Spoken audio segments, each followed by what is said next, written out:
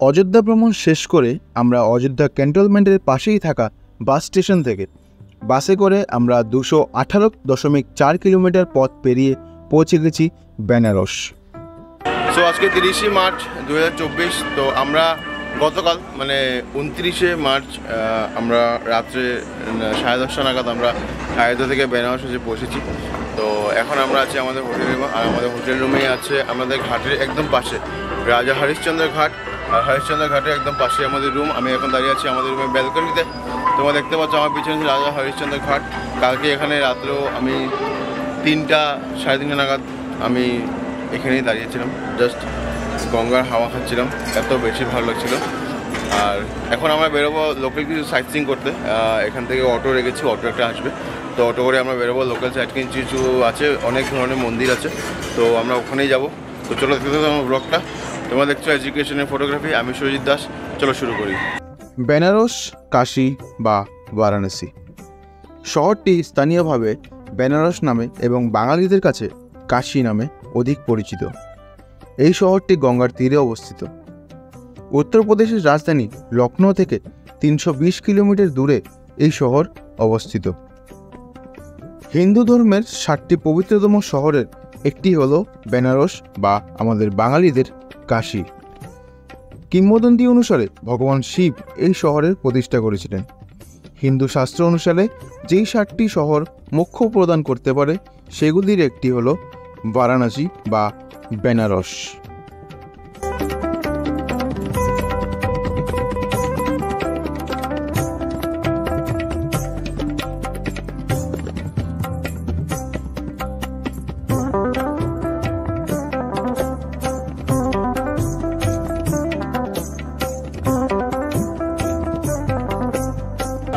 তো আমরা এখন এসে গেছি থাই বুদ্ধিস্ট মনাস্ট্রিতে, বারাণসী থাই বুদ্ধিস্ট মনাস্ট্রি এটা। তো আমরা ভিতরে এখন ঢুকবো। তো আমাদের টোটো ওখানে পার্ক করে দিয়েছি, তো পার্ক করে আমরা এখন যাচ্ছি থাই বুদ্ধিস্ট মনাস্ট্রিতে। টোটোওয়ালার সাথে কথা বলতে বলতে আমরা পৌঁছে গেলাম বেনারসের সারনাথ রেলওয়ে স্টেশন থেকে মাত্র 1.5 কিলোমিটার দূরে অবস্থিত ওয়াট থাই সারনাথ মন্দির। ওয়াট থাই সারনাথ মন্দির হলো এক বৌদ্ধ মনাস্ট্রি বা মন্দির। সাল 1933 সালে এই মন্দিরটি নির্মাণ করা হয়।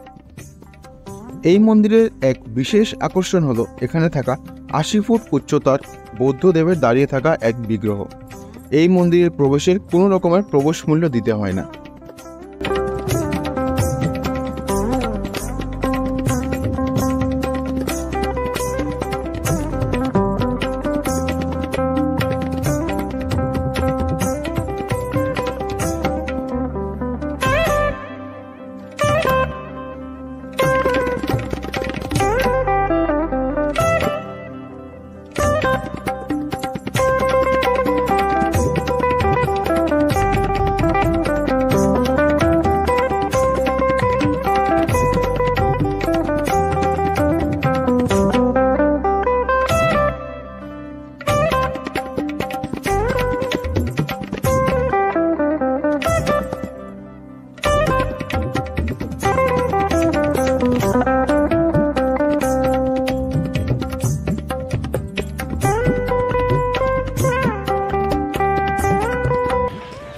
তো এই ছিল বারাণসীর থাই বুদ্ধিস্ট মনাস্ট্রি, যেটা সারনাথে আছে। তোমরা দেখেছো আমার পিছনে যে বিশাল একটা বুদ্ধর মূর্তি আছে, তোমরা এই আগে ক্লিপে দেখলে, এটা অনেক বেশি বড় অ্যাকচুয়ালি। তো আমরা এখন বেরোবো, এখান থেকে বেরোয় আমরা যাবো নেক্সট ডেস্টিনেশনে। সো আমরা থাই বুদ্ধিস্ট মনাস্ট্রি থেকে বেরোয় আমরা এসেছি এখন ASI মিউজিয়াম বলে একটা জায়গা আছে। ASI museum, archaeological survey of India একটা মিউজিয়াম আছে বেনারসে। তো ওখানে আমরা এসেছি, বাট ভিতরে আমি ফোন ক্যামেরা কিছু নিয়ে যেতে পারবো না, কিছু অ্যালাউড নেই। তো এখানে সব জমা দিয়ে দিতে হবে। তো এখানে টিকিট কাটতে লাগে। যদি শুধু মিউজিয়ামের টিকিট নাও তাহলে 5 টাকা করে, আর মনিউমেন্ট আর মিউজিয়াম যদি দুটো একসাথে নাও তাহলে 25 টাকা করে পার পার্সন টিকিট। আর শুধু যদি মনিউমেন্ট নিতে চাও তাহলে ওটার হবে তোমার 20 টাকা করে পার পার্সন টিকিট। তো আমরা টিকিট কেটে নিয়েছি, এখানে স্ক্যানার দেওয়া আছে, মানে QR কোড দেওয়া আছে। তো QR কোড থেকে ডাইরেক্টলি তোমার টিকিট পেয়ে যাবে, বা ওখানে আগের দিকে একটু অফলাইন টিকিট কাউন্টার আছে, ওখান থেকে তোমরা টিকিট পেয়ে যাবে। তো চলো আমরা ভিতরে যাই, ফোন ক্যামেরা আমি সব সাবমিট করে দিই এখানে, তারপরে ভিতরে যাই, আমি দেখে আসি, দেখে তারপরে কথা বলছি।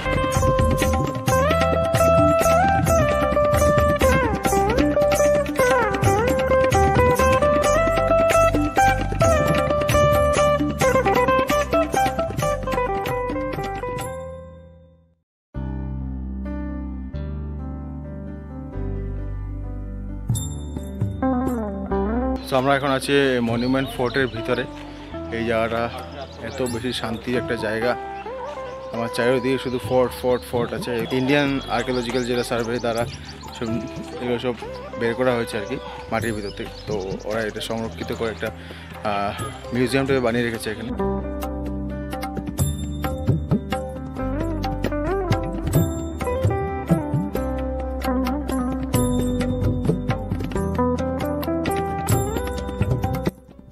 আর এই মনুমেন্ট ফোর্টের ভিতরে রয়েছে পঞ্চত্যান মন্দির।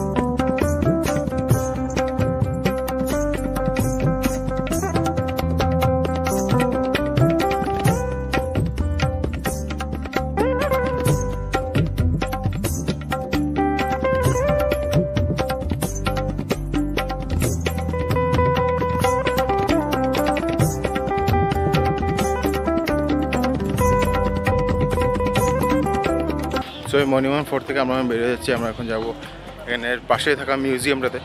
আর মিউজিয়াম থেকে আমরা বেরোয় সিধা ডিরেক্টলি আমরা যাবো লাঞ্চ করতে, কারণ আজকে সকালে ব্রেকফাস্ট করিনি। ব্রেকফাস্ট আমরা স্কিপ করে দিয়েছি আজকে, কেন কি লেট হচ্ছিলো অ্যাকচুয়ালি বেরোতে, শুধু চায় কাপ খেয়ে বের হয়েছিলাম।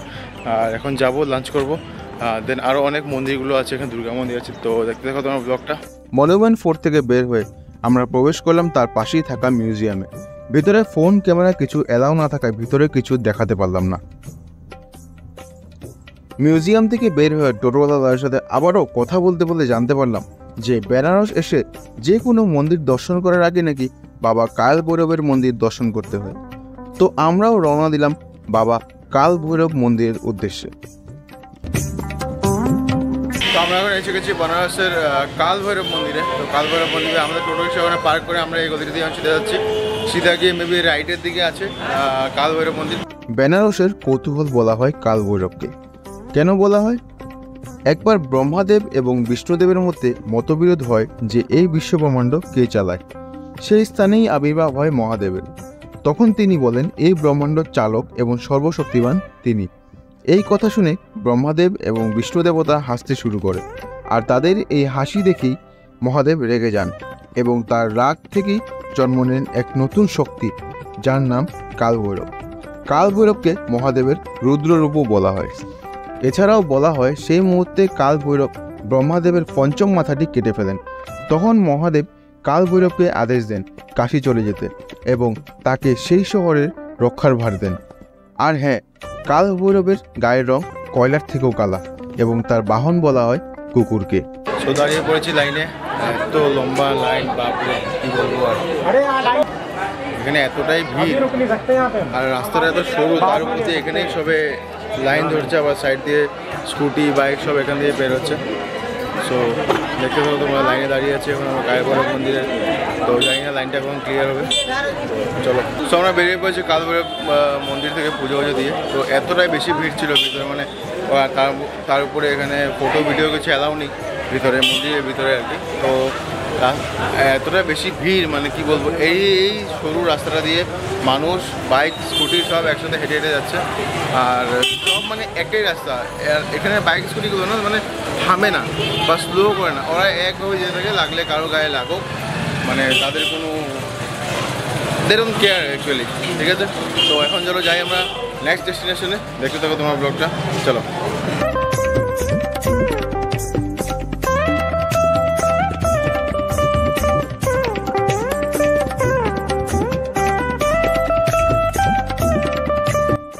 কালভৈরব মন্দির থেকে যখন আমরা বের হয়েছি তখন বিকেল ফুরিয়ে আস্তে আস্তে সন্ধ্যা নেমে আসছে। টোটোওয়ালা দাদার সাথে আবারও কিছু কথা বলতে বলতে বাকিটা পথ পেরিয়ে আমরা পৌঁছে গেছি শ্রী সত্যনারায়ণ তুলসী মানস মন্দির। বলা হয় রামচরিতমানস রচয়িতা তুলসীদাস এই জায়গাতেই কিন্তু রামচরিতমানস রচনা করেছিলেন। এই মন্দিরের মূল বিগ্রহ হিসাবে রয়েছে রাম, লক্ষ্মণ এবং সীতামাতা। মন্দিরের দেওয়ালে রামায়ণের বিভিন্ন কাণ্ড এবং শ্রীকৃষ্ণের জীবনের বিভিন্ন ঘটনা লিপিবদ্ধ করা রয়েছে।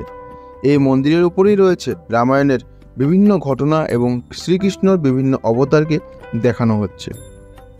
এই তুলসী মানস মন্দিরে রামায়ণের যে কাণ্ডগুলো না, সবগুলো ওয়ালের মধ্যে লেখা আছে এরকম করে, যেরকম বালকাণ্ড, সুন্দরকাণ্ড, উত্তরকাণ্ড, ত্রয়োদশাকাণ্ড, হ্যাঁ এখানে সব লেখা আছে এরকম করে।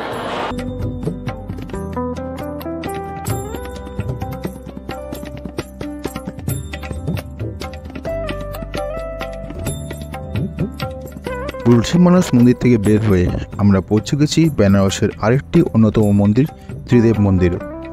এই ত্রিদেব মন্দির তুলসী মানস মন্দিরের খুবই কাছে রয়েছে। এই মন্দিরের ভিতরে রয়েছে হনুমানজি, দাদি রানী সতী দেবী এবং খাটুজি মহারাজের বিগ্রহ।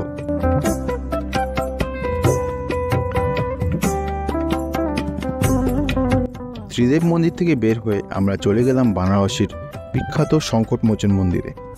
কথিত আছে এই মন্দিরটি যেখানে নির্মিত আছে সেখানে রামচরিতমানস গ্রন্থের লেখক তুলসীদাস হনুমানের দর্শন পেয়েছিলেন। প্রতি মঙ্গলবার এবং শনিবারে ভক্তরা এই মন্দিরে নিয়মিতভাবে পুজো দিয়ে থাকেন। সো আমরা এখন বেরিয়ে পড়েছি সংকটমোচন মন্দির থেকে। দর্শন করে আমি ফোন, মোবাইল সব কিছু জমা দিয়ে গেছিলাম, মানে আমাদের ব্যাগটাই আমাদের টোটো কাছে দাদারা আছে তার কাছে দিয়ে গেছিলাম। তো এখন আমরা দর্শন করে আসলাম। এখন আমরা যে রুমে ফ্রেশ হয়ে তারপরে আমরা আবার বেরোবো।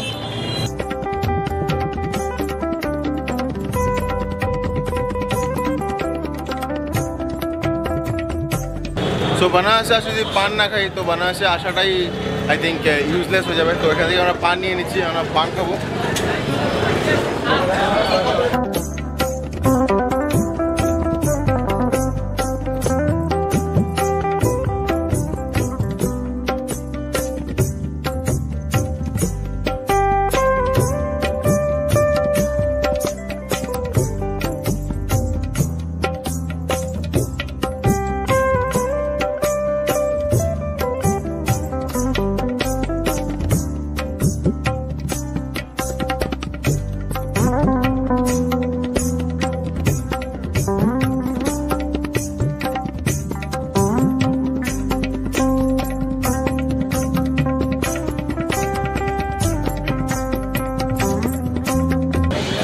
তো খেয়ে নিলাম বারাণসীর পান, 20 টাকা করে নিল একটা পান।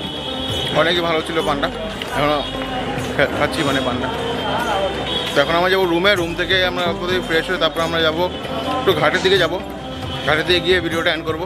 তো দেখতে দেখো আমরা চলে যাই রুমে, আর রুমের থেকে বের হয়ে তারপরে বলছি। সারাদিনের ক্লান্ত শরীর নিয়ে আমাদের রুমে গিয়ে অল্প ফ্রেশ হয়ে বেরিয়ে পড়লাম বারাণসীর সবচেয়ে রহস্যজনক ঘাট মণিকর্ণিকা ঘাটে। যে ঘাটের গল্প আপনাদের সাথে আমি শেয়ার করব এর পরের পর্বে।